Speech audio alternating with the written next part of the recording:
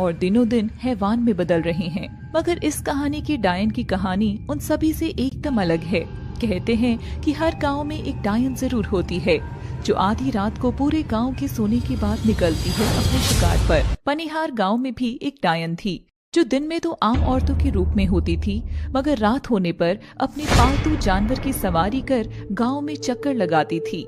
डायन का पालतू जानवर उस डायन के कद से आधा होता है, जिस कारण जब वह रात को उस पर बैठकर निकलती थी तो उसकी टांगे जमीन से घिसटती थी। एक दिन गांव की दाइयां आपस में बात कर रही थी। गांव में इस बार 7 घर में बच्चे होने वाले हैं। हाँ, एक साथ इतने सारे बच्चों का शिकार करने का क्या डायन आएगी? नहीं नहीं, मुझे लगता है अभी डायन भूखी नहीं है, और फिर उन नए जन्मे बच्चों ने डायन का क्या बिगाड़ा है जो वह शिकार करेगी। तीनों दाइयां अपने अपने काम को निकल गई। उस दिन एक घर में बच्चा होने वाला था। बहन जी, आज की रात आपके लिए बहुत मुश्किल हो सकती है। ऐसा कहा जाता है कि जब नवजात शिशु का जन्म होता है तो डायन अपने जानवर के साथ उसके दरवाजे पर आती है और दरवाजा खटखटाती है, और अगर उसको अंदर आने दिया जाता है तो वह माँ के पास सो रहे बच्चे की धड़कनें बंद करके वापस चली जाती है। माई, अगर ऐसा हुआ तो मैं क्या करूँगी? आप कुछ भी मत करना, बस जब डायन दरवाजा खटखटाए तो जोर से कहना, आज इस घर में जन्म नहीं मौत हुई है। ऐसा कहने से वो चली जाएगी क्या? हाँ बहन जी, मैंने सुना है कि डायन उन घरों में नहीं जाती जहाँ मातम होता है, बल्कि वह खुद अपना मातम बनाती है। उसे पसंद आता है जब उसके सामने आप जैसी माएं अपने मरे हुए बच्चों का चेहरा देखकर रोती हैं। बात करते करते रात का समय हो जाता है और फिर अचानक उस औरत के पेट में दर्द उठ जाता है और उसके बच्चा पैदा हो जाता है, जो कि एक लड़का था। दाई उस बच्चे को साफ करके माँ के बगल में सुला देती है और दाई वहाँ से जाने लगती है। तभी वह औरत उसे रोकती है। माई, आज हमारे घर में खुशियाँ आई हैं, ये लो तुम्हारी बख्शीश। और वह दाई के हाथ में कुछ पैसे थमा देती है। तभी दाई मुन्ने का चेहरा देख मुस्कुराती है। बहन जी, और ध्यान रखना, अगर डायन आ भी जाए और कहे कि मुझे बच्चे का चेहरा दिखा दो तो तुम उसे अपनी छाती से लगाकर करवट मोड़कर सो जाना, मगर भूल कर भी उसे चेहरा मत देखने देना। हाँ हाँ हाँ, लेकिन माई, आखिर तुम्हें इतना सब कैसे पता है? ये सुनकर दाई मुस्कुरा देती है। तभी औरत की नजर अपने मुन्ने पर जाती है और वह देखती है कि उसमें कोई भी हलचल नहीं है, ना ही बच्चे की धड़कनें चल रही थी। औरत घबराई हुई सामने देखती है तो सामने कोई दाई नहीं बल्कि एक भयानक डायन थी, जिसके सिर के लंबे बाल सफेद थे, चेहरा हजारों झुर्रियों से भरा था, दांत काले हरे अजीब से रंग के थे, नाक आंख सब भयानक था उस डायन का। मुन्ने की माँ देखती है कि डायन की नजर एक टक बस मुन्ने की ओर थी। वह बेचारी कुछ बोल पाती कि उससे पहले ही डायन उसके बच्चे की जान खा चुकी थी। कहा था ना, डायन अपना मातम खुद पैदा करती है। मुन्ना रो क्यों नहीं रहा बहन जी? तुम डायन हो? मेरा मुन्ना, क्यों किया तुमने ऐसा? बहन जी, मैं एक बात तो बताना भूल ही गई। डायन भेष बदल कर आती है और फिर औरतों के बच्चे अपने साथ ले जाती है। डायन पलटकर जाने लगती है। सदमे से मुन्ने की माँ भी अपने प्राण त्याग देती है। डायन बाहर आती है और अंधेरी गली में खड़े अपने जानवर पर बैठकर अगले शिकार की ओर निकल जाती है। कुछ दिनों में गांव में 5 बच्चों की मौत और हुई। एकदम से ऐसे ही डायन की नजर पड़ने से गांव के बहुत से घरों में मौत का नजारा था। रात रात भर रोने की आवाजें आती थी, जिससे डायन रात के अंधेरे में सुनती थी और उसे मजा आता था। डायन कब्रिस्तान में जाती है और वहां मरे हुए बच्चों की कब्र को खोदने लगती है। जैसे जैसे कब्र के भीतर से मरा हुआ बच्चा निकल रहा था, डायन उसकी छाती पर थूकती है और डायन के थूकने से उन बच्चों के शरीर में हलचल होने लगती है। मगर अब वो बच्चे कोई आम बच्चे नहीं थे। डायन ने उन सभी बच्चों में अपनी काली शक्तियां फूंक कर उनको पिशाच में बदल दिया था। कुछ दिन पहले पैदा हुए बच्चे भी शैतान की तरह कब्रिस्तान में इधर उधर भाग रहे थे। हर तरफ मौत का तांडव होता नजर आ रहा था। अचानक डायन खड़ी होती है और काले आसमान की ओर देखती है। आसमान में उसे शेषनाग का फन नजर आता है। डायन ये देख मुस्कुराती है। मैं अब समझ गई हूँ, और डायन एकदम से अपने पास रखी काली गुड़िया को मुट्ठी में उठाकर तोड़ देती है। जैसे ही गुड़िया की मुंडी टूटती है, सारे पिशाच बच्चे वहीं जमीन पर फिर से मृत होकर गिर जाते हैं और डायन हंसते हुए खड़ी होती है। जिसका मुझे इंतजार था, आखिर वो अब जन्म लेने वाला है। डायन अपने डरावने घर में वापस जाती है और आईने में खुद को देखती है। कितनी सुंदर थी मैं, मगर ये बुढ़ापा मुझे कमजोर बना रहा है। इसकी वजह से अब कोई मर्द मेरा शिकार नहीं बनता है, मगर मुझे कुछ तो करना ही होगा। और डायन अपने झोले में से एक बच्चा निकालती है जिसको उसने कब्रिस्तान में जिंदा किया था और पर्दे के पीछे जाकर उसकी बलि देती है। बलि देने पर जो खून निकलता है, डायन उस खून को अपने पूरे शरीर पर मलती है और फिर से आईने के सामने आकर खड़ी होती है। मगर इस बार वह कोई बदसूरत बुढ़िया नहीं बल्कि जवान सुंदर औरत बन चुकी थी। वह अपना रूप आईने में निहारती है। बस इस वाली महाबली के बाद मैं हमेशा हमेशा के लिए ऐसी हो जाऊंगी। तभी पर्दे के पीछे से आवाज आती है। माँ, कहाँ जा रही हो? क्या मैं भी तुम्हारे साथ चलूं? नहीं, अभी नहीं। डायन बहुत सुंदर सी तैयार होकर अपने जानवर पर बैठकर रात में निकल पड़ती है अपने अगले शिकार को और गांव के बाहर वाले जंगल की ओर जाने लगती है, जहां वह अपना जानवर छोड़कर खुद उछलकर पेड़ पर लटक जाती है और मीठा गाना गुनगुनाने लगती है।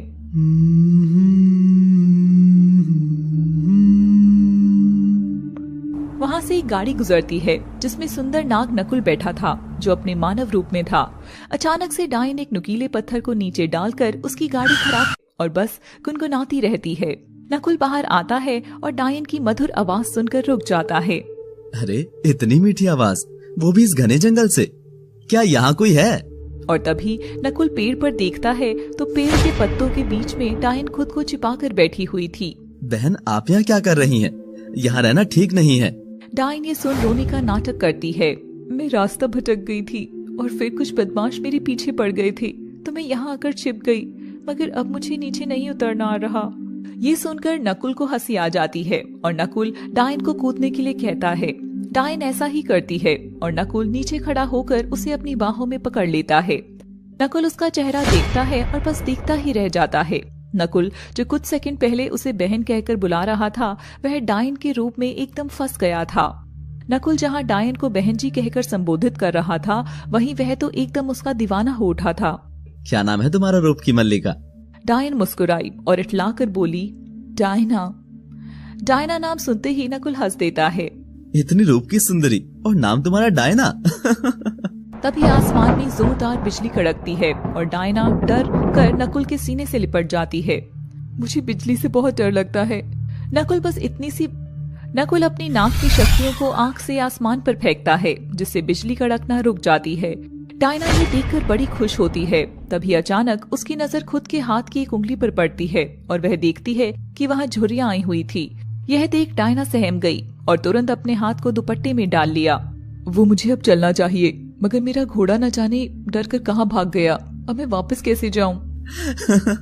तो मत जाइए ना, मेरा घर यहाँ पास में ही है, आप वहाँ चल सकती हैं। डायन नकुल के इस न्योते का तो इंतजार कर रही थी। ठीक है, मगर मैं बस आज रात ही रुकूंगी। नकुल डायना को लेकर एक बड़ी गुफा के बाहर खड़ा होता है और पास के पत्थर पर शक्तियां फेंकता है, जिससे गुफा खुल जाती है और वह डायन को लेकर अपने सुंदर से घर में आता है। कौन हो तुम? क्या कोई जादूगर हो? नहीं, मैं हूँ नाग नकुल। गांव के लोगों को हमसे डर ना लगे, इसलिए उनसे दूर आकर यहाँ रहता हूँ। नाग? मैं तो पहली बार कोई नाग देख रही हूँ। क्या मुझे डरना चाहिए? मेरी आंखों में लोगों के लिए ये प्रेम देखकर तुम्हें नहीं लगता कि नागों से अधिक अच्छा कोई हो सकता है? तभी कमरे का दरवाजा खुलता है और उसके अंदर से एक गर्भवती नागिन सौम्या बाहर आती है। सौम्या नकुल की पत्नी थी। नकुल, ये कौन है? ये मेरी दोस्त है डायना। बेचारी रास्ता भटक गई थी तो मैं इसे यहाँ ले आया। आज रात ही यहीं रुकेगी जान। सौम्या डायन को देखकर मुस्कुराती है और नकुल सौम्या का माथा चूमकर उसके पास खड़ा हो जाता है। डायना तो टेढ़ी आंखों से बस सौम्या की कोख को घूर रही थी। आपका लड़का हमेशा स्वस्थ रहे। आपको कैसे पता कि अंदर लड़का ही है? लड़की भी तो हो सकती है। लड़का हो या लड़की, हमें फर्क नहीं पड़ता। तभी डायना आकर सौम्या की कोख पर हाथ फेरने लगती है। वो मेरी दादी दाइमा थी गांव में, इसलिए मैं औरत की चाल से पहचान जाती हूँ कि घर में क्या पल रहा है, लड़का या लड़की। और डायना अचानक से हाथ जोर से रखती है जिससे सौम्या को दर्द होता है और वह चीखती है, जिससे नकुल सौम्या को कमरे में सुला देता है। नकुल, किसी भी पल बच्चा हो सकता है, हमें हमारी औलाद को डायन के बुरे साये से बचाना होगा। हाँ जान, मैं इसे कुछ नहीं होने दूंगा। और नकुल सौम्या को सुलाकर जब अपने कमरे में खड़ा होता है तो डायना नकुल के सामने बहुत मदहोश होकर खड़ी थी। डायना का दुपट्टा हवा से बार बार उड़ रहा था और वह अपना हाथ नकुल की ओर बढ़ाकर मुस्कुराती है। नकुल, बस आज रात के लिए मेरी करीब आओ। नकुल डायना की ऐसी मदहोश करने वाली आवाज सुनकर खुद पर काबू नहीं कर पाता और जाकर डायना से लिपट जाता है। ओ नकुल, तुम कितने अच्छे हो, कितने सुंदर हो, तुम्हारा बच्चा भी कितना सुंदर होगा। ये सुनते ही नकुल को सौम्या का ख्याल आता है और वह डायना से दूर हट जाता है।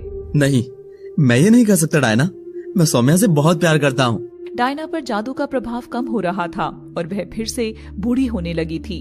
अचानक नकुल की नजर डायना के बूढ़े हाथों की ओर पड़ती है और वह उसकी ओर इशारा करता है। डायना, ये तुम्हारे हाथों को क्या हो रहा है?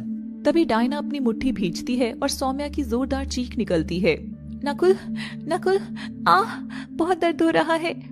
डायना और नकुल सौम्या के पास जाते हैं। डायना सौम्या की भारी कोख देखकर बड़ी खुश हो रही थी।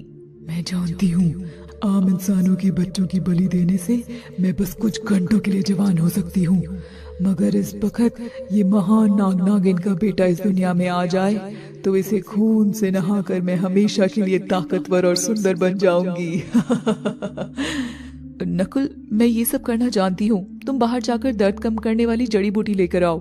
नकुल तुरंत बाहर जाता है और जंगल की ओर निकलता है। उधर डायना धीरे धीरे अपनी जवानी खोने लगती है। सौम्या बेहोशी की हालत में ही बच्चे को जन्म देती है, जो कि एक नन्हा नाग था। नकुल जैसे ही जड़ी बूटी लेने लगता है, उसे अंधेरे में डायन का पालतू जानवर पेड़ से बंधा नजर आता है और यह देख वो घबरा जाता है। इसका मतलब डायन आसपास ही है।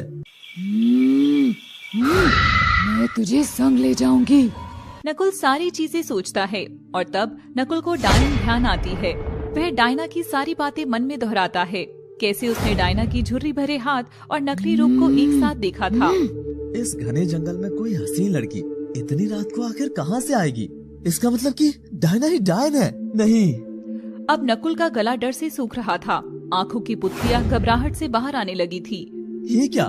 मैंने तो खुद उस डायन को मेरे घर में पनाह दे दी। नकुल सब कुछ छोड़कर अपने घर की ओर दौड़ता है। डायना वहाँ सौम्या के बच्चा पैदा कर रही थी और बच्चे के पैदा होते ही कमरे में हंसने रोने की उनकी आवाजें गूंजती हैं, जिससे सौम्या खुशी से आंखें खोलकर सामने देखती है तो एक भयानक डायन के हाथ में उसका बेटा था। यह देख सौम्या चीखती है। आखिर आ ही गया तू इस दुनिया में, मेरे जादुई चिराग। नहीं, मेरा बेटा, मुझे दे दे डायन। और कितने घर खाएगी अब तू? ऐसी क्या भूख है तेरी जो मिटती नहीं है? भूख तो मैं तेरे पति को खाकर भी मिटा लूंगी नागिन, मगर मुझे तो चाहिए जवानी। डायन सौम्या की तड़प देखकर मुस्कुराती है और अपनी लार से भीगी चिपचिपी जीभ निकालकर उस बच्चे को चाटती है। और तभी नकुल पीछे से आकर डायन की चोटी जोर से खींचकर उसे अपनी ओर घुमाता है। नकुल के ठीक सामने उसका भयानक चेहरा था। वह एक बार लड़खड़ा भी जाता है, मगर नकुल का नन्हा नाग डायन की गोद में था। ये देख उसे जोश आता है और वह डायन की चोटी को खींचकर दूर फेंकता है और बेटे को गोदी में लेता है। डायन हंसते हंसते खिड़की के नीचे कूद जाती है और अपने जानवर के ऊपर बैठकर घने जंगल में गायब हो जाती है। तभी सौम्या रोने लगती है और नकुल देखता है कि डायन ने उसके नन्हे नाग के दिल की धड़कनें बंद कर दी थी। सौम्या और नकुल यह देखकर वहीं बैठकर सिर पकड़कर रोते हैं। नकुल, तुम ही लाए थे ना उस डायन को इस घर में? ऐसा क्या दे रही थी वो तुम्हें? हाँ, बताओ मुझे। सौम्या होश में आओ। डायन जंगल में जाकर अपने जानवर को लेती है और उस पर बैठकर गुनगुनाते हुए अंधेरे में समा जाती है।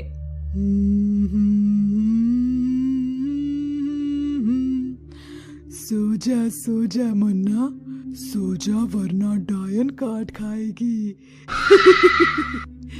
25 साल बाद एक एकेडमी में डायनों पर रिसर्च पर पढ़ाई की जा रही थी। तभी वहाँ सारे बच्चे नकुल, सौम्या और डायना की कहानी सुनकर हंसने लगे। और फिर डायना और नाग नागिन को दोबारा कभी नहीं देखा गया। नव्या, अब देखना, नाग के बाद तो सर की कहानी में आगे चलकर इच्छाधारी चूहा और इच्छाधारी मोरनी भी आएंगे। साइलेंस, एकदम साइलेंस। इसमें हंसने की क्या बात है? तभी सामने बैठी स्टूडेंट में से एक लड़की हाथ उठाती है।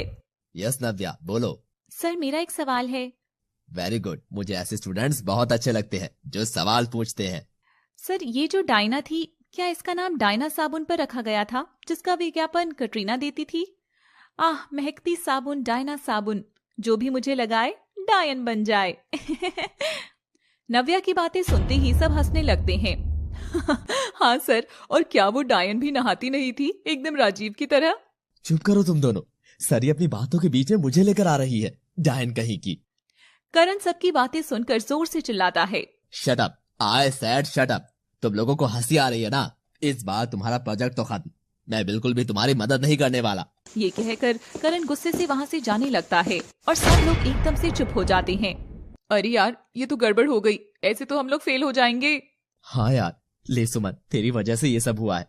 तुझे ही करनी थी ना डायन पर रिसर्च, पर नहीं, मैडम को चाहिए थी ना डायन।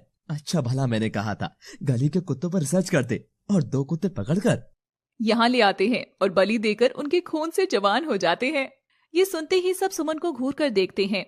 क्या ऐसे भी तो करती होगी ना डायने अपने शिकारों के साथ, है ना नव्या? पर नव्या का ध्यान तो बस प्रोजेक्ट बचाने पर था। करण सर रुकिए ना, हम तो बस थोड़ी सी मस्ती कर रहे थे, वी आर सॉरी ना सर। पर करण उनकी एक ना सुनता और अंदर जाकर अपना कमरा बंद करने लगता है। तभी नव्या जैसे ही करण के पास जाकर कुछ कहना चाहती है, वह उससे इतने गुस्से से घूरता है कि बेचारी तो अपनी बात भूलकर ही लौट जाती है। गाइस, फेल हो जाएंगे नहीं, हम ऑलरेडी फेल हैं, हम सब भी पागल हैं। करण सर जो खुद डायन पर इतनी रिसर्च करके बैठे हैं, हमने उनकी बातों का मजाक बनाया। अब तो बस एक ही रास्ता है। हाँ, तू भी वही सोच रही है ना जो मैं सोच रही हूँ। नव्या और सुमन एक दूसरे का चेहरा देखते हैं। चलो सब पनिहार चलते हैं और जाकर खुद देखते हैं आखिर क्या थी सौम्या और नकुल की कहानी। तीनों एक दूसरे का चेहरा देखकर हाँ करते हैं और निकल पड़ते हैं डायन की कहानी की तलाश में, या शायद डायना की। अगले दिन तीनों दोस्त अपने बैग्स पैक कर कर पहुंचते हैं पनिहार गांव के ठीक बाहर। गाइस, आर यू श्योर हमें ये करना चाहिए? सही तो मुझे भी नहीं लग रहा। अगर मैं फेल हुई तो मेरे डैड मेरी शादी अपने दोस्त के बेटे से करा देंगे, जिसकी एक आंख लेफ्ट को देखती है और एक आंख राइट को, तो मुझे तो बिल्कुल भी रिस्क नहीं लेना। और सुमन नव्या को राजीव को गांव की जमीन पर धकेल कर अंदर की ओर फेंकती है, जिससे नव्या जमीन पर जैसे ही हाथ रखती है उसकी धड़कनें ऊपर नीचे हो जाती हैं और टाइम स्लो महसूस होने लगता है। नव्या जमीन पर कान लगाकर सुनती है तो उसे लगता है मानो नीचे किसी का दिल धड़क रहा हो। नव्या आंख बंद करके उसे सुन रही थी, तभी उसे कुछ नजर आता है। यह देख नव्या घबराकर आंख खोल लेती है और खड़ी होती है। गाइस, यहाँ कुछ तो अजीब है। चलना यार नव्या, अब तो आते ही हमें डरा मत। वहां सबसे गांव के अंदर जाने लगते हैं। जमीन के नीचे एक दिल धड़क रहा था, तभी अचानक उसका हाथ आता है और वह दिल को मुट्ठी में भींच लेता है। मत धड़क, मत धड़क। नव्या जैसे जैसे चल रही थी वह अब भी ऐसा ही महसूस कर रही थी जैसे वह किसी के शरीर पर चल रही हो। कुछ देर बाद जाकर तीनों एक बड़े घर के सामने रुकते हैं। मैं जाकर यहाँ रुकने की जगह के बारे में पता करके आता हूँ, तुम दोनों यहीं रुकना। नव्या की नजर उस घर के पीछे की ओर थोड़ी जंगल जैसी जगह थी जिसमें एक रास्ता जाता था। इस जगह क्या है? मैडम वहाँ मत जाना, कहते हैं कि वो जगह शापित है, उस ओर किसी का आना जाना नहीं है। चलिए अंदर आइए। और नव्या और सुमन घर के अंदर चले जाते हैं। राजीव और दोनों लड़कियां अपना अपना कमरा पकड़ लेती हैं। इत्तेफाकन नव्या के कमरे की खिड़की उस घर की ओर ही। नव्या जाकर देखती है कि वह पूरे गांव में सबसे अलग और सबसे दूर बना है, जो उसे कुछ अजीब लगता है। न जाने बेचारा कौन उदास इंसान इसमें रहा होगा। रात का समय होता है। तीनों दोस्त बातें कर रहे थे। तो दोस्तों, आज का दिन तो हमारा थकान में निकल गया है, मगर कल से हम उठते ही हमारी सुबह हमारी डायना के साथ ही शुरू करनी होगी। राजीव ये सुनकर सुमन को घूर कर देखता है। तभी सुमन बैग से डायना साबुन निकालकर उन्हें दिखाती है और हंसती है। अरे यार, मजाक करने से टेंशन कम होती है। दोनों बात कर रहे थे, मगर नव्या तो बस खिड़की के बाहर ही देख रही थी। उस रात को चांद की चांदनी ने पूरे जंगल में रोशनी की हुई थी। सुमन और राजीव सो चुके थे, मगर नव्या अभी भी खिड़की पर बैठकर टक टक उस घर को निहार रही थी। उसके अंदर से एक छोटे लैंप की रोशनी आ रही थी, जो बार बार जल रहा था, बुझ रहा था। अचानक उस घर का दरवाजा खुलता है, जो पूरे जंगल में गूंज जाता है। तो उसके अंदर से एक काली परछाई अचानक फुर करके वहाँ से इतनी तेजी से निकलती है कि नव्या तो उसे देख भी नहीं पाती। हाँ, ये क्या था दोस्तों? नव्या देखती है कि वह तो एकदम अकेली है। मुझे जाना होगा, चल नव्या। उस शापित घर का राज पता किया जाए।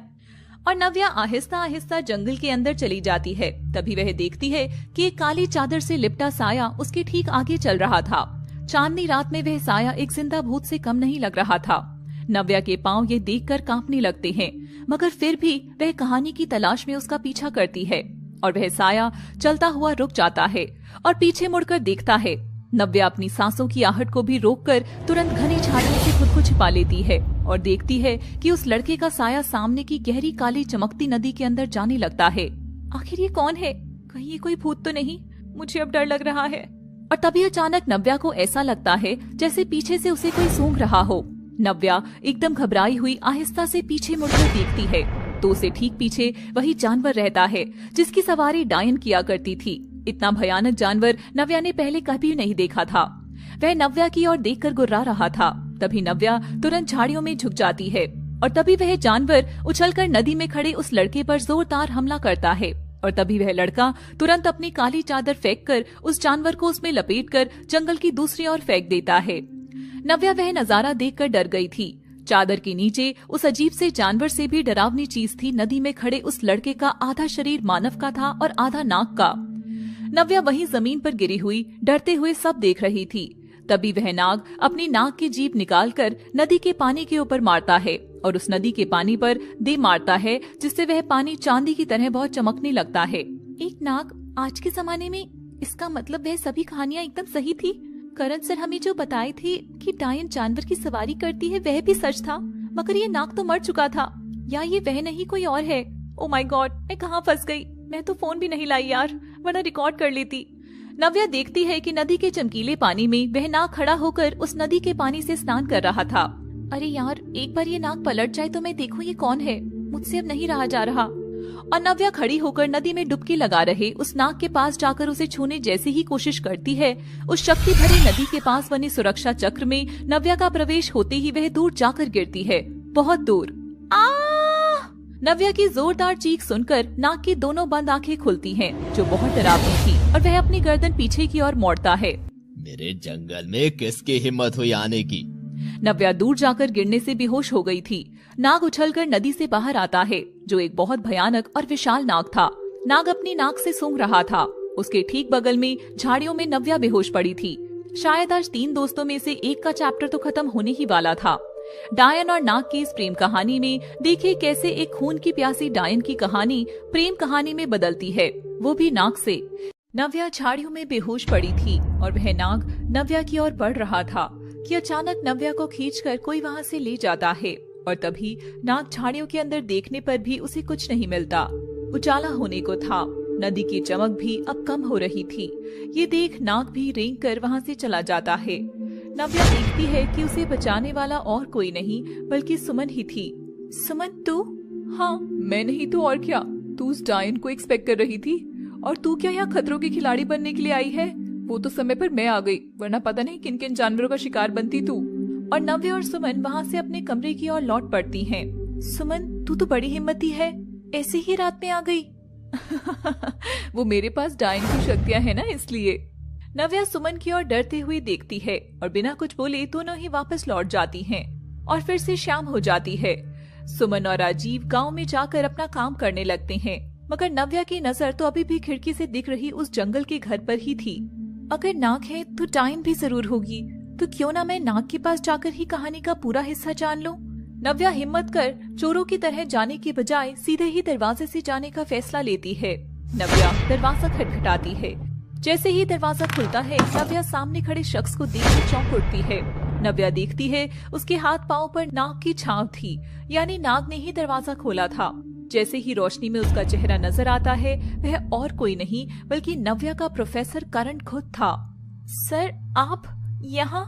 करण खुद नव्या को देखकर चौंक गया था। हाँ नव्या, मैं ही हूँ, आओ अंदर आओ। नव्या करण के घर के अंदर जाती है। वह करण के नाग के शरीर को देखकर थोड़ी सहमी सी थी।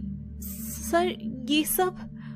नव्या, मैंने जो कहानी सुनाई थी, असल में वो मेरी खुद की ही कहानी है। इसका मतलब उस डायन को आपकी बलि चाहिए थी सर? हाँ, और प्लीज यहाँ पर मुझे सर मत बुलाओ, बस करण ही बोलो। सर, ओके करण, तो मुझे आगे की कहानी बताइए ना। नव्या, तुम अभी लौट जाओ, हम इस बारे में कल बात करते हैं। सुना है रात में वो डायन फिर शिकार पर निकलती है। और नव्या करण के घर से लौट जाती है, मगर अब वो जो देखने वाली थी इन सब से कहीं ज्यादा भयानक होने वाला था। नव्या बड़बड़ाते हुए कमरे का दरवाजा खोल रही थी। यार सुमन, तुझे पता है वो नाग और कोई नहीं प्रोफेसर करण है। और नव्या बड़बड़ाते हुए जैसे ही उस कमरे का दरवाजा खोलती है, सामने खड़ी सुमन के हाथ में राजीव की कटी मुंडी थी और उससे टपक रहा खून सुमन के पूरे चेहरे पर बिखरा हुआ था। सुमन राजीव की मुंडी का खून अपने चेहरे पर खाली कर रही थी। तभी नव्या की चीख निकल जाती है। आ! सुमन, ये सब क्या है? यार मजा ही आ गया इसका खून पीकर तो। बहुत ही बकबक कर रहा था पूरे दिन से। मैंने समझाया भी था ज्यादा मत बोल वरना वो डायन तुझे ही खा जाएगी, मगर वो है कि मान ही नहीं रहा था। और सुमन खून से सने हाथ, चेहरे और दांतों को दिखाते हुई नव्या की ओर बढ़ती है। नव्या डरती हुई पीछे की ओर बढ़ रही थी। अचानक दीवार आने से वह लड़खड़ाकर गिर जाती है और आंख बंद कर लेती है। तभी सुमन उसके पास आती है। सुमन का रूप बहुत अजीब और डरावना हो चुका था। आंखें काली, शरीर झुर्रियों वाला, मानो कितने दिन से सुमन को जमीन के अंदर गाड़ा हुआ हो। सुमन नव्या के पास आकर उसके चेहरे से हाथ हटाकर उसका चेहरा चाटती है। तभी नव्या हंसने लग जाती है। बस कर यार, अब गुदगुदी हो रही है। सुमन नव्या को उठाती है और दोनों मिलकर खूब हंसती हैं। मैंने कैसा काम किया मलिका? शाबाश सुमन, तुम अब बड़ी हो गई हो, मगर इस बेचारे को मारने की क्या जरूरत थी? तभी सुमन नव्या के पाँव में गिर जाती है।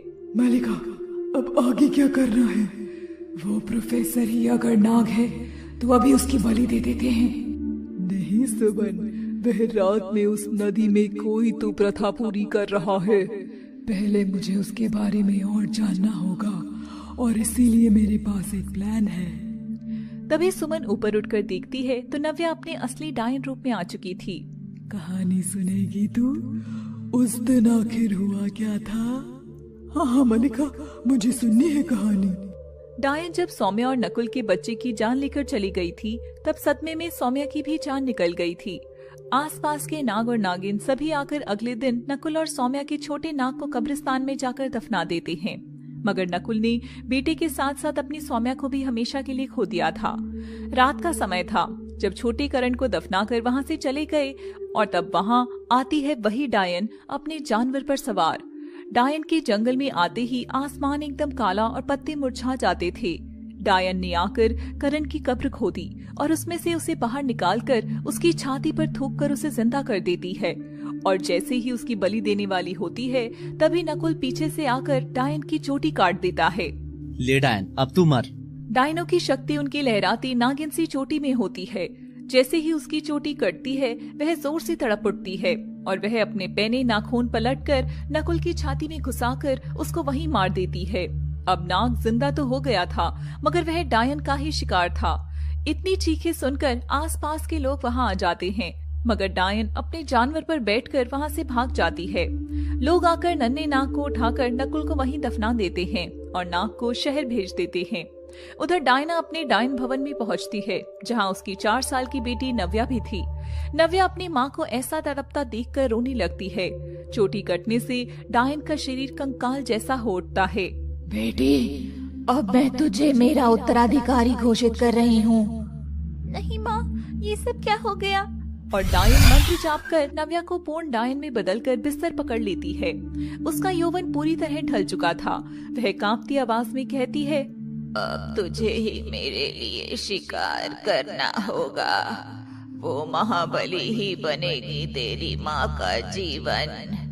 आज से तू है डायनों की मलिका। और तभी वहाँ एक दूसरी छोटी लड़की भी आती है, जो कि सुमन थी। सुमन, ये तेरी मलिका है आज से। और तब से सुमन और नव्या मिलकर उस शिकार का इंतजार कर रहे थे। न जाने कितने सालों तक भटकती थी नव्या जंगल में उसी जानवर पर बैठ। नाग की तलाश में भटकती नव्या कहाँ जानती थी कि उसे उसी गांव में मिल जाएगा। नव्या की आंखों से खून टपक रहा था। सुमन भी रो रही थी। मालिका, रो मत, माई को हम ठीक कर देंगे। रात में ही करण का दरवाजा खटखट होता है और जैसे ही वह दरवाजा खोलता है देखता है कि सामने नव्या घायल हालत में खड़ी है। उसका पूरा शरीर नाखून के घाव से जख्मी है। नव्या की ऐसी हालत देखकर करण उसे तुरंत अंदर ले आता है। नव्या, ये सब आखिर हुआ कैसे? करण, वो सुमन है ना, वो डायन है। करण ये सुनते ही सारे दरवाजे खिड़की बंद कर देता है। करण नव्या को गले लगाकर शांत करता है। तुम चिंता मत करो नव्या, यहाँ तुम महफूज हो, एकदम महफूज। नव्या करण के सीने से इतनी पास होकर ललचाई आंखों से उसके दिल की ओर देखकर अपने नाखूनों को बड़ा कर लेती है। नव्या उस पर हमला करती कि पहले करण बोल पड़ता है। बस पूर्णिमा की रात का इंतजार कर लो, फिर सब ठीक होगा। क्या उस दिन क्या है करण? कुछ नहीं, लाओ मैं तुम्हारे घाव साफ कर देता हूँ। और नव्या सच जानने को इतनी बेचैन हो जाती है कि वह करण को रुककर मारने का फैसला लेती है। करण नव्या के बाल बगल में कर उसका घाव साफ करता है। नव्या, तुम्हारे बाल बहुत सुंदर हैं। मेरे पास भी एक चीज है, रुको दिखाता हूँ। और करण संदूक खोलकर उसमें से काले कपड़े में लिपटी हुई डायना की चोटी निकालता है, जो अभी भी नागिन जितनी काली थी। नव्या ये देखकर बेकाबू हो उठती है और उस चोटी पर झपटती है। नहीं नव्या, ये तुम जैसी प्यारी लड़की के लिए नहीं है। इस काली शक्ति का इस्तेमाल तो अब मैं नेक काम में करूँगा। नव्या समझ गई थी कि यह सब इतना आसान नहीं है और नव्या और करण एक ही घर में रहने लगे। दोनों साथ हंसती, घंटों बातें करती। सुमन भी नव्या के संदेश देकर पूछती है, काम हुआ मलिका? नहीं, अभी और वक्त लगेगा। दिन बीत रहे थे और उस दिन क्लास में आप मुझ पर कितना बिगड़ रहे थे। मैं तो डर ही गई थी यार।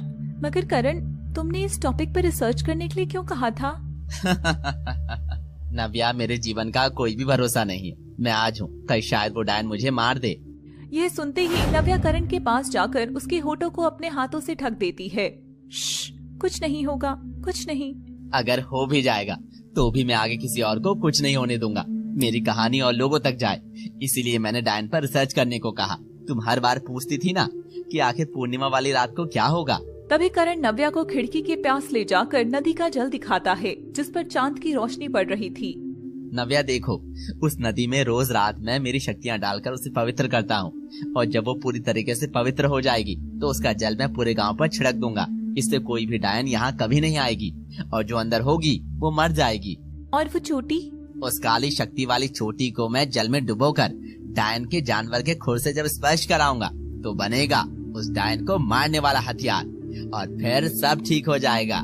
पर इससे तो तुम्हारी जान और शक्तियाँ सब चली जाएंगी।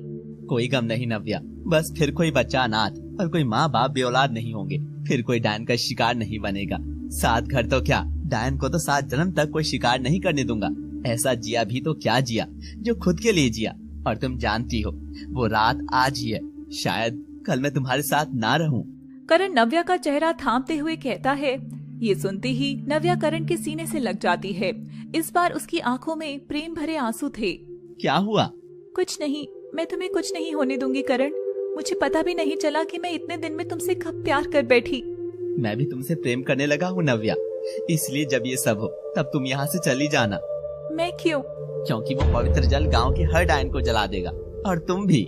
यह सुनते ही नव्या चौंक उठती है कि करण नव्या का सच जानता था। करण, ये तुम? हाँ नव्या, तुम्हें क्या लगा था मैं पहचानूंगा नहीं कि तुम एक डायन हो? तुम्हारा ठंडा शरीर, लंबे बाल, डायना की कटी चोटी देखकर बेचैन हो उठना। तो फिर तुमने मुझे मारा क्यों नहीं? मैं इस इंतजार में था कि तुम ही मुझे मार डालो। मैं थक गया था इस जीवन से, पर तुम सबसे अलग हो नव्या। नव्या और करण रोते हुए गले मिलते हैं। तभी अचानक उस घर का दरवाजा खुलता है और सामने डायना डायन खड़ी थी, जो अपने पांव पर थी। सुमन ने अपना त्याग कर अपना खून डायना को पिलाकर उसे थोड़ी देर के लिए जीवित कर दिया था। डायना अपनी बेटी को नाग की बाहों में देखकर हंसती है। शाबाश, चाल चलना तो कोई तुझसे सीखे मेरी बेटी। यह सुनते ही करण हैरान होता है। डायना और नव्या दोनों अपने भयंकर रूप में आ चुकी थी। तभी नव्या करण को खिड़की से धक्का देती है और फिर करण नदी की ओर भागता है। चल माँ, शिकार पर चलते हैं। दोनों माँ बेटी अपने अपने जानवर पर बैठकर करण के पीछे भागती हैं। नाग और डायन की ये लड़ाई देखने लायक थी। करण अपनी सारी शक्तियाँ जगाकर नदी के पानी में कूद जाता है और तभी नव्या अपने जानवर के साथ उसी नदी में कूद जाती है। नव्या के कूदते ही उसका शरीर बहुत तेज जल उठता है। करण ने उस नदी के जल को पवित्र कर दिया था। नहीं, मेरी नव्या, तुम इन जैसी नहीं हो। जैसे ही करण नव्या को बचाने बाहर आता है, डायना आकर पीछे से करण पर हमला कर देती है। इस बार कमजोर पड़ चुके करण का बचना नामुमकिन था और अचानक डायना की पीठ में जानवर का पैना नाखून चुभता है, जो कि नव्या ने ही चुभाया था। बेटी, ये तूने। बस कर माँ, अब तू सो जा हमेशा के लिए। बहुत दुख पाया है तूने और बहुत दुख दिया है, सो जा माँ। और डायना वहीं धू कर चल उठती है। करण देखता है कि नव्या के हाथ में डायना की चोटी थी। वह नव्या की सारी चाल समझ जाता है कि कैसे उसने करण को अपनी माँ से बचाने के लिए खिड़की से फेंका और फिर खुद जानवर के साथ चोटी पकड़कर नदी में कूद गई। नव्या जमीन पर लड़खड़ाकर गिर जाती है। तभी करण उसे थामता है। करण भी अपनी नाक की शक्तियों को खो चुका था। दोनों एक दूसरे का चेहरा सहलाते हैं। आंखों में प्यार के आंसू थे और फिर एक तेज रोशनी आती है, जिससे नव्या और करण डायन और नाग रूप त्याग कर मानव रूप में बदल जाते हैं। हमारा पुनर्जन्म हुआ है नव्या। दोनों खुश होकर गले लगते हैं और पूरे गांव को उस पवित्र जल से सुरक्षित कर देते हैं। अब डायनों का कहर न करण पर था, न ही पनिहार गांव पर। दोनों अपना जीवन खुशी से उसी खंडर वाले घर में बिताते हैं। ऐसी ही अलग और दिलचस्प कहानी के लिए देखते रहिए SSD animation Hindi. Thanks for watching. डायनों के बारे में कहा जाता है कि अपने से लगे 7 घरों को तो डायन भी खाने से छोड़ देती है, पर डायन तो फिर भी अपने नियम कायदों पर चल लेती है। मगर इंसान, वो तो किसी भी नियम और कानून को नहीं मानते और दिनों दिन हैवान में बदल रहे हैं। मगर इस कहानी की डायन की कहानी उन सभी से एकदम अलग है। कहते हैं कि हर गांव में एक डायन जरूर होती है, जो आधी रात को पूरे गांव के सोने के बाद निकलती है अपने शिकार पर। पनिहार गांव में भी एक डायन थी, जो दिन में तो आम औरतों के रूप में होती थी, मगर रात होने पर अपने पालतू जानवर की सवारी कर गांव में चक्कर लगाती थी। डायन का पालतू जानवर उस डायन के कद से आधा होता है, जिस कारण जब वह रात को उस पर बैठकर निकलती थी तो उसकी टांगे जमीन से घिसटती थी। एक दिन गांव की दाइयां आपस में बात कर रही थी। गांव में इस बार 7 घर में बच्चे होने वाले हैं। हाँ, एक साथ इतने सारे बच्चों का शिकार करने का क्या डायन आएगी? नहीं नहीं, मुझे लगता है अभी डायन भूखी नहीं है। और फिर उन नए जन्मे बच्चों ने डायन का क्या बिगाड़ा है जो वह शिकार करेगी? तीनों दाइयां अपने अपने काम को निकल गई। उस दिन एक घर में बच्चा होने वाला था। बहन जी, आज की रात आपके लिए बहुत मुश्किल हो सकती है। ऐसा कहा जाता है कि जब नवजात शिशु का जन्म होता है तो डायन अपने जानवर के साथ उसके दरवाजे पर आती है और दरवाजा खटखटाती है, और अगर उसको अंदर आने दिया जाता है तो वह माँ के पास सो रहे बच्चे की धड़कनें बंद करके वापस चली जाती है। माई, अगर ऐसा हुआ तो मैं क्या करूँगी? आप कुछ भी मत करना, बस जब डायन दरवाजा खटखटाए तो जोर से कहना, आज इस घर में जन्म नहीं मौत हुई है। ऐसा कहने से वो चली जाएगी क्या? हाँ बहन जी, मैंने सुना है कि डायन उन घरों में नहीं जाती जहाँ मातम होता है, बल्कि वह खुद अपना मातम बनाती है। उसे पसंद आता है जब उसके सामने आप जैसी माएं अपने मरे हुए बच्चों का चेहरा देखकर रोती हैं। बात करते करते रात का समय हो जाता है और फिर अचानक उस औरत के पेट में दर्द उठ जाता है और उसके बच्चा पैदा हो जाता है, जो कि एक लड़का था। दाई उस बच्चे को साफ करके माँ के बगल में सुला देती है और दाई वहाँ से जाने लगती है। तभी वह औरत उसे रोकती है। माई, आज हमारे घर में खुशियाँ आई हैं, ये लो तुम्हारी बख्शीश। और वह दाई के हाथ में कुछ पैसे थमा देती है। तभी दाई मुन्ने का चेहरा देख मुस्कुराती है। बहन जी, और ध्यान रखना, अगर डायन आ भी जाए और कहे कि मुझे बच्चे का चेहरा दिखा दो, तो तुम उसे अपनी छाती से लगाकर करवट मोड़कर सो जाना, मगर भूल कर भी उसे चेहरा मत देखने देना। हाँ हाँ हाँ, लेकिन माई, आखिर तुम्हें इतना सब कैसे पता है? ये सुनकर दाई मुस्कुरा देती है। तभी औरत की नजर अपने मुन्ने पर जाती है और वह देखती है कि उसमें कोई भी हलचल नहीं है, ना ही बच्चे की धड़कनें चल रही थी।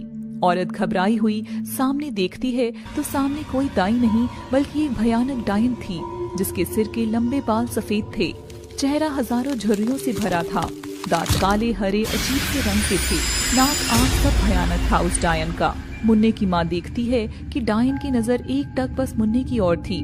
वह बेचारी कुछ बोल पाती कि उससे पहले ही डायन उसके बच्चे की जान खा चुकी थी। कहा था ना, डायन अपना मातम खुद पैदा करती है। मुन्ना रो तो नहीं रहा तुम डायन हो? मेरा मरना क्यों किया तुमने ऐसा? बहन जी, मैं एक बात तो बताना भूल ही गई। डायन भेष बदल कर आती है और फिर औरतों के बच्चे अपने साथ ले जाती है। डायन पलट कर जाने लगती है। सदमे से मुन्ने की माँ भी अपने प्राण त्याग देती है। डायन बाहर आती है और अंधेरी गली में खड़े अपने जानवर पर बैठकर अगले शिकार की ओर निकल जाती है। कुछ दिनों में गांव में 5 बच्चों की मौत और हुई। एकदम से ऐसे ही डायन की नजर पड़ने से गांव के बहुत से घरों में मौत का नजारा था। रात भर रोने की आवाजें आती थी, जिससे डायन रात के अंधेरे में सुनती थी और उसे मजा आता था। डायन कब्रिस्तान में जाती है और वहां मरे हुए बच्चों की कब्र को खोदने लगती है।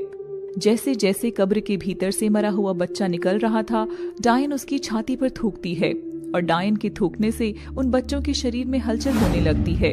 मगर अब वो बच्चे कोई आम बच्चे नहीं थे। डायन ने उन सभी बच्चों में अपनी काली शक्तियां फूंक कर उनको पिशाच में बदल दिया था।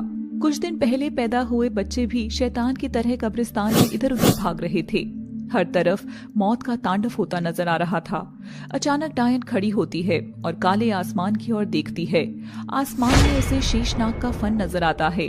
डायन ये देख मुस्कुराती है। मैं अब समझ गई हूँ।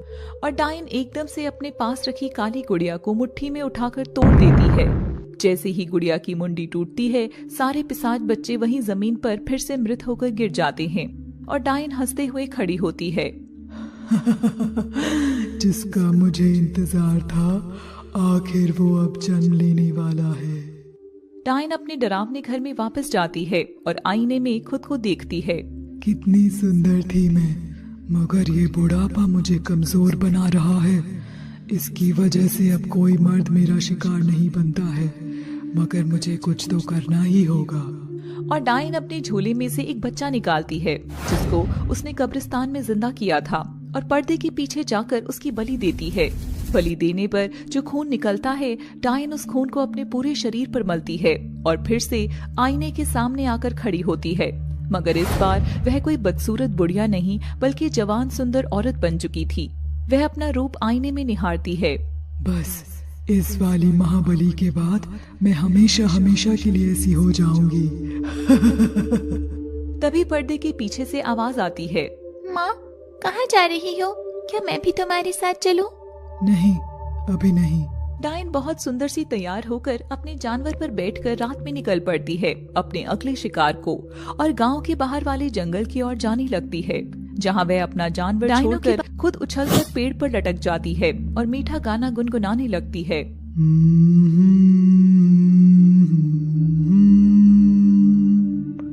वहां से एक गाड़ी गुजरती है, जिसमें सुंदर नाग नकुल बैठा था, जो अपने मानव रूप में था।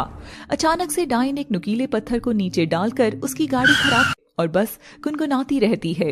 नकुल बाहर आता है और डायन की मधुर आवाज सुनकर रुक जाता है। अरे, इतनी मीठी आवाज, वो भी इस घने जंगल से। क्या यहाँ कोई है? और तभी नकुल पेड़ पर देखता है तो पेड़ के पत्तों के बीच में डायन खुद को छिपाकर बैठी हुई थी। बहन, आप यहाँ क्या कर रही हैं? यहाँ रहना ठीक नहीं है। डायन ये सुन रोने का नाटक करती है। मैं रास्ता भटक गई थी और फिर कुछ बदमाश मेरे पीछे पड़ गए थे, तो मैं यहाँ आकर छिप गई, मगर अब मुझे नीचे नहीं उतरना आ रहा। ये सुनकर नकुल को हंसी आ जाती है और नकुल डायन को कूदने के लिए कहता है। डायन ऐसा ही करती है और नकुल नीचे खड़ा होकर उसे अपनी बाहों में पकड़ लेता है। नकुल उसका चेहरा देखता है और बस देखता ही रह जाता है। नकुल, जो कुछ सेकंड पहले उसे बहन कहकर बुला रहा था, वह डायन के रूप में एकदम फंस गया था। नकुल जहाँ डायन को बहन जी कहकर संबोधित कर रहा था, वहीं वह तो एकदम उसका दीवाना हो उठा था। क्या नाम है तुम्हारा रूप की मल्लिका? डायन मुस्कुराई और इटलाकर बोली, डायना। डायना नाम सुनते ही नकुल हंस देता है। इतनी रूप की सुंदरी और नाम तुम्हारा डायना? तभी आसमान में जोरदार बिजली कड़कती है और डायना डर कर नकुल के सीने से लिपट जाती है। मुझे बिजली से बहुत डर लगता है। नकुल अपनी नाक की शक्तियों को आंख से आसमान पर फेंकता है, जिससे बिजली कड़कना रुक जाती है। डायना ये देखकर बड़ी खुश होती है। तभी अचानक उसकी नजर खुद के हाथ की एक उंगली पर पड़ती है और वह देखती है कि वहाँ झुर्रियां आई हुई थी। यह देख डायना सहम गई और तुरंत अपने हाथ को दुपट्टे में डाल लिया। वो मुझे अब चलना चाहिए, मगर मेरा घोड़ा न जाने डर कर कहाँ भाग गया। अब मैं वापस कैसे जाऊं? तो मत जाइए ना, मेरा घर यहाँ पास में ही है, आप वहाँ चल सकती हैं। डायन नकुल के इस न्योते का तो इंतजार कर रही थी। ठीक है, मगर मैं बस आज रात ही रुकूंगी। नकुल डायना को लेकर एक बड़ी गुफा के बाहर खड़ा होता है और पास के पत्थर पर शक्तियां फेंकता है, जिससे गुफा खुल जाती है और वह डायन को लेकर अपने सुंदर से घर में आता है। कौन हो तुम? क्या कोई जादूगर हो? नहीं, मैं हूँ नाग नकुल। गांव के लोगों को हमसे डर ना लगे, इसलिए उनसे दूर आकर यहाँ रहता हूँ। नाग? मैं तो पहली बार कोई नाग देख रही हूँ। क्या मुझे डरना चाहिए? मेरी आंखों में लोगों के लिए ये प्रेम देखकर तुम्हें नहीं लगता कि नागों से अधिक अच्छा कोई हो सकता है? तभी कमरे का दरवाजा खुलता है और उसके अंदर से एक गर्भवती नागिन सौम्या बाहर आती है। सौम्या नकुल की पत्नी थी। नकुल, ये कौन है? ये मेरी दोस्त है डायना। बेचारी रास्ता भटक गई थी तो मैं इसे यहाँ ले आया। आज रात ही यहीं रुकेगी जान। सौम्या डायन को देखकर मुस्कुराती है और नकुल सौम्या का माथा चूमकर उसके पास खड़ा हो जाता है। डायना तो टेढ़ी आंखों से बस सौम्या की कोख को घूर रही थी। आपका लड़का हमेशा स्वस्थ रहे। आपको कैसे पता कि अंदर लड़का ही है? लड़की भी तो हो सकती है। लड़का हो या लड़की, हमें फर्क नहीं पड़ता। तभी डायना आकर सौम्या की कोख पर हाथ फेरने लगती है। वो मेरी दादी दाइमा थी गांव में, इसलिए मैं औरत की चाल से पहचान जाती हूँ कि घर में क्या पल रहा है, लड़का या लड़की। और डायना अचानक से हाथ जोर से रखती है, जिससे सौम्या को दर्द होता है और वह चीखती है, जिससे नकुल सौम्या को कमरे में सुला देता है। नकुल, किसी भी पल बच्चा हो सकता है। हमें हमारी औलाद को डायन के बुरे साये से बचाना होगा। हाँ जान, मैं इसे कुछ नहीं होने दूंगा। और नकुल सौम्या को सुलाकर जब अपने कमरे में खड़ा होता है तो डायना नकुल के सामने बहुत मदहोश होकर खड़ी थी। डायना का दुपट्टा हवा से बार बार उड़ रहा था और वह अपना हाथ नकुल की ओर बढ़ाकर मुस्कुराती है। नकुल, बस आज रात के लिए मेरी करीब आओ। नकुल डायना की ऐसी मदहोश करने वाली आवाज सुनकर खुद पर काबू नहीं कर पाता और जाकर डायना से लिपट जाता है। ओ नकुल, तुम कितने अच्छे हो, कितने सुंदर हो। तुम्हारा बच्चा भी कितना सुंदर होगा। ये सुनते ही नकुल को सौम्या का ख्याल आता है और वह डायना से दूर हट जाता है। नहीं, मैं ये नहीं कर सकता डायना। मैं सौम्या से बहुत प्यार करता हूँ। डायना पर जादू का प्रभाव कम हो रहा था और वह फिर से बूढ़ी होने लगी थी। अचानक नकुल की नजर डायना के बूढ़े हाथों की ओर पड़ती है और वह उसकी ओर इशारा करता है। डायना, ये तुम्हारे हाथों को क्या हो रहा है? तभी डायना अपनी मुट्ठी भींचती है और सौम्या की जोरदार चीख निकलती है। नकुल, नकुल, बहुत दर्द हो रहा है। डायना और नकुल सौम्या के पास जाते हैं। डायना सौम्या की भारी कोख देखकर बड़ी खुश हो रही थी। मैं जानती हूँ, आम इंसानों के बच्चों की बलि देने से मैं बस कुछ घंटों के लिए जवान हो सकती हूँ, मगर इस वक्त ये महान नाग नागिन का बेटा इस दुनिया में आ जाए तो इसे खून से नहाकर मैं हमेशा के लिए ताकतवर और सुंदर बन जाऊंगी। नकुल, मैं ये सब करना जानती हूँ। तुम बाहर जाकर दर्द कम करने वाली जड़ी बूटी लेकर आओ। नकुल तुरंत बाहर जाता है और जंगल की ओर निकलता है। उधर डायना धीरे धीरे अपनी जवानी खोने लगती है। सौम्या बेहोशी की हालत में ही बच्चे को जन्म देती है, जो कि एक नन्हा नाग था। नकुल जैसे ही जड़ी बूटी लेने लगता है, उसे अंधेरे में डायन का पालतू जानवर पेड़ से बंधा नजर आता है और यह देख वो घबरा जाता है। इसका मतलब डायन आसपास ही है। मैं तुझे संग ले जाऊंगी। नकुल सारी चीजें सोचता है और तब नकुल को डायन ध्यान आती है। वह डायना की सारी बातें मन में दोहराता है, कैसे उसने डायना की झुर्री भरे हाथ और नकली रूप को एक साथ देखा था। इस घने जंगल में कोई हसीन लड़की इतनी रात को आखिर कहाँ से आएगी? इसका मतलब कि डायना ही डायन है। नहीं। अब नकुल का गला डर से सूख रहा था। आंखों की पुतलियां घबराहट से बाहर आने लगी थी। ये क्या? मैंने तो खुद ही उस डायन को मेरे घर में पनाह दे दी। नकुल सब कुछ छोड़कर अपने घर की ओर दौड़ता है। डायना वहाँ सौम्या के बच्चा पैदा कर रही थी और बच्चे के पैदा होते ही कमरे में हंसने रोने की उनकी आवाजें गूंजती हैं, जिससे सौम्या खुशी से आंखें खोलकर सामने देखती है तो एक भयानक डायन के हाथ में उसका बेटा था। यह देख सौम्या चीखती है।